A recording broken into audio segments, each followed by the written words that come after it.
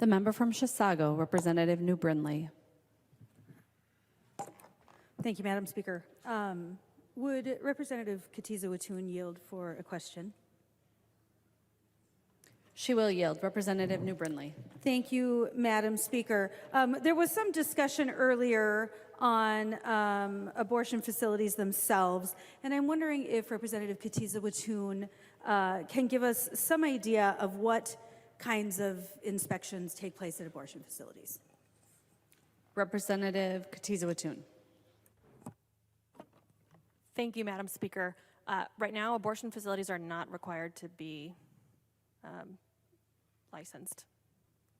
Representative New Brindley. Thank you, Madam Chair. I think there was maybe some confusing misinformation earlier in talking about the licensure bill. There were some things conflated, but I will just say we were told that there's lots of other places that aren't licensed. However, other places are inspected, and we brought up dental facilities particularly, and I will just say that they are inspected by OSHA, they are inspected by HIPAA, they are inspected by infection control, they are inspected by the Department of Health, they are inspected by the Department of Labor, and they are inspected by the Minnesota Board of Dentistry. So I just want to be clear that we were told that they're the same. They're not the same. Abortion facilities do not have any required inspections, certainly not from the Department of Health, and certainly not on procedures that are far more invasive than a dental procedure. Madam Speaker, would Representative Katiza-Watun yield for another question? She will yield. Representative New Brindley. Thank you, Madam Speaker. In subdivision 3, your language reads that every individual has a fundamental right to make autonomous decisions. And I just want to clarify, does that language include a 13-year-old girl who still needs her parents' help and guidance in life?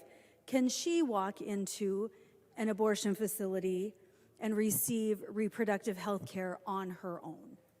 Representative Katiza-Watun. Thank you, Madam Speaker and Representative New Brindley. As stated on line 1.14, every individual has a fundamental right to make autonomous health care decisions about their reproductive health. Representative New Brindley. Thank you, Madam Speaker. Would Representative Katiza-Watun continue to yield? She will. Representative New Brindley. Thank you, Madam Speaker. And Representative Katiza-Watun, does this mean that that 13-year-old girl can walk into an abortion facility on her own and make the decision to have surgery for an abortion? Representative Katiza-Watun. Thank you, Madam Speaker.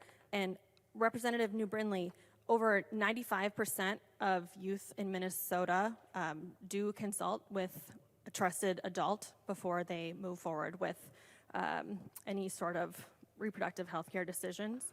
But this bill would protect every Minnesotan. Representative New Brindley. Thank you, Madam Speaker. And would Representative Katiza-Watun continue to yield? She will. Representative New Brindley. Thank you, Madam Speaker. We have very different ideas of what it means to protect. But that 13-year-old girl, according to the languages in this bill, does that also mean that that 13-year-old girl can walk in to a facility to seek reproductive health and at 13 years old choose to be sterilized for life? Representative Katiza-Watun. Madam Speaker and Representative New Brindley, I think that's an excellent question. I don't know that any 13-year-old would necessarily make that decision. But this bill does protect the rights of every Minnesotan to make their own reproductive health care decisions. Representative New Brindley. Thank you, Madam Speaker. And thank you, Representative Katiza Watoon, for your honesty. Because, you know, obviously in this debate, we've been very focused on abortion. And, you know, there are really critical pieces to this language that I don't think are well thought through. I don't think we've considered the different things that can happen under this language.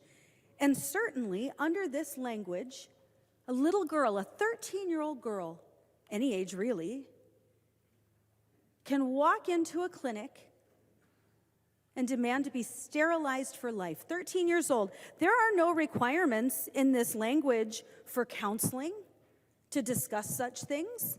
And in fact, I would say, I mean, if you're using a strict interpretation of this language, you can't do that. You can't coerce. You can't tell them that they can't do that. In fact, this language probably precludes that.